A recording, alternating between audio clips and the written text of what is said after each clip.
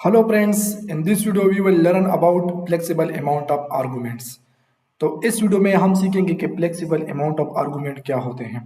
तो इसको समझने से पहले मैं एक प्रोग्राम बनाता हूँ जिसमें एक फंक्शन डिफाइन करता हूँ। फॉर एग्जांपल मुझे एक अपना फंक्शन डिफाइन करना है तो मैं लिखूंगा डिफ और इसका नाम है एड नंबर्स। फॉर एग्जांपल मेरे पास ये एक प्रोग्राम है और ये दो आर्गुमेंट देता है यूजर से, एक एन और दूसरा एम, और क्या करता है इन दो नंबर्स को ऐड करता है।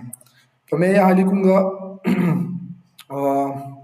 Add is equal to N plus M और फिर मैं रिटर्न करूंगा क्या यूजर को, इसका सम रिटर्न करूंगा एड एड में रिटर्न करूंगा।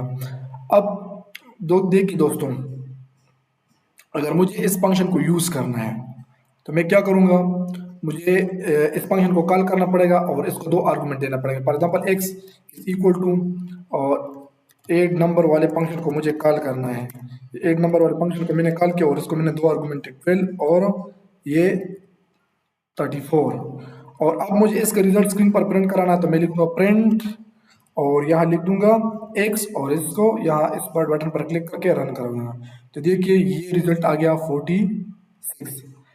अब फॉर एग्जांपल दोस्तों मैं अगर यहाँ एक आर्गुमेंट और लिखता हूँ, फॉर एग्जांपल मैं 13 लिखता हूँ और इस प्रोग्राम को मैं रन कराता हूँ, तो आपके ख्याल में ये क्या आएगा? ये मुझे एरर देगा क्योंकि यहाँ दो आर्गुमेंट डिफाइन है और ये मैंने तीन आर्गुमेंट दिए, तो ये एरर देगा। ये देखिए दोस्तों ये एरर हो गया। अब फ्लेक्सिबल अमाउंट ऑफ आर्गुमेंट का मतलब ये है कि मैं फंक्शन को इन नंबर ऑफ आर्गुमेंट्स दूंगा यहाँ और वो फंक्शन वर्क करेगा as similar to that function, यहाँ फिर एरर नहीं आएगा, तो उसको कहते हैं फ्लेक्सिबल अमाउंट ऑफ आर्गुमेंट। तो इस वीडियो में इस कंसेप्ट को डिस्कस करूंगा।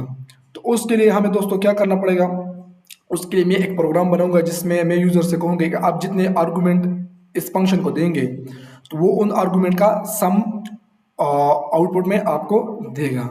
तो चलिए दोस्तों उस प्रोग्राम को लिखते हैं कि हम इन नंबर ऑफ आर्गुमेंट कैसे एक फंक्शन को देंगे जो ये एरर नहीं आएगा।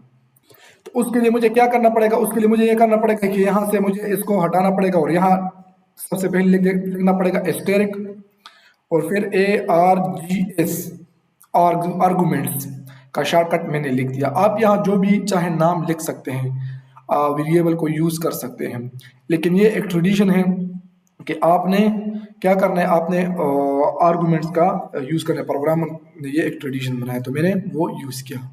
अब मुझे एक वेरिएबल की जरूरत है टोटल, जिसमें मैं इन सारे आर्गुमेंट का इन आर्गुमेंट का सम फाइंड करूंगा, तो मैं लिखूंगा टोटल और उसमें इनिशियली मैं क्या स्टोर करूंगा, जीरो।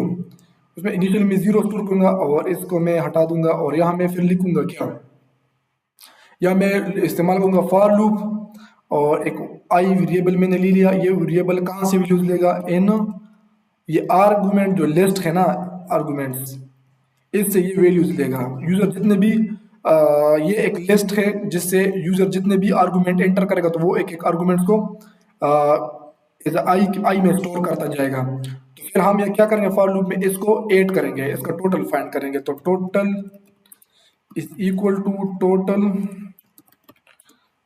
प्लस ARG, ये आई में इसके वैल्यूज आएंगे। User N number of argument enter करेगा तो आई की जगह पहला पहला आर्गुमेंट आएगा, फॉर एग्जांपल 12, तो 12 को टोटल के साथ ऐड करेगा। फिर 34 आएगा तो 34 को 12 के साथ ऐड करेगा। फिर इसी तरह 13 आएगा, 13 को इन दोनों के सम के साथ ऐड करके उसको टोटल में स्टोर करेगा। अब मुझे इसको जो है ना, इस रिजल्ट को स्क्रीन पर प्रिंट कराना है, तो मुझे इस फॉर लूप से निकलना है। तो ये फॉर लूप, ये जो है ना, ये लाइन जो है ना, ये फॉर लूप के अंदर है। मुझे ये यहाँ इस लाइन के नीचे लाइन लिखना है ताकि मैं फंक्शन के अंदर आ जाऊँ। तो मैंने आपको कहा अभी तक पाइथन में इंडेंटेशन का बहुत ज़्यादा ख्याल रखिएगा। तो अब मैं क्या करूँगा, अब मैं लिखूँगा प्रिंट और इस टोटल रिजल्ट को मैं जो है ना स्क्रीन पर प्रिंट करा दूंगा। तो देखिए दोस्तों, अब मुझे इसकी लिखने की ज़रूरत नहीं है क्योंकि मैंने वहाँ प्रिंट करा दिया फंक्शन। तो मैं इसको इस तरह लिख दूंगा और छोड़ दूंगा। तो देखिए दोस्तों, अब ये तीनों आर्गुमेंट जो है ना वो ऐड हो जाएंगे। ये देखिए ये 59 आ गया।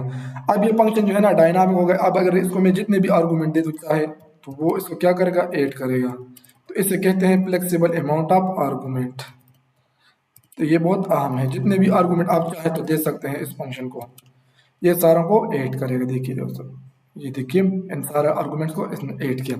तो ये क्या हुआ, ये 12 पहले आ गया यहाँ, आई आई की जगह आर्गुमेंट एक लिस्ट बन गई, ये आर्गुमेंट का एक लिस्ट बन गया, ये सारे आर्गुमेंट। तो पहला आर्गुमेंट आके यहाँ आई की जगह 12, उसको टोटल के साथ जीरो में ऐड कर दिया तो 12 हो गया, फिर टोटल में 12 ऐड हो गया, फिर ये दूसरा आर्गुमेंट आ गया 12 के साथ ऐड हो गया। इसी तरह ये लूप में ऐड होते जाएंगे और टोटल सम जो है ना वो फिर मैंने स्क्रीन पर प्रिंट करा दिया। तो यह सिंपल सा प्रोग्राम था इसमें जिसमें मैंने आपको फ्लेक्सिबल अमाउंट ऑफ आर्गुमेंट्स के बारे में बताया कि आप फ्लेक्सिबल अमाउंट ऑफ आर्गुमेंट भी यूज कर सकते हैं किसी फंक्शन के लिए।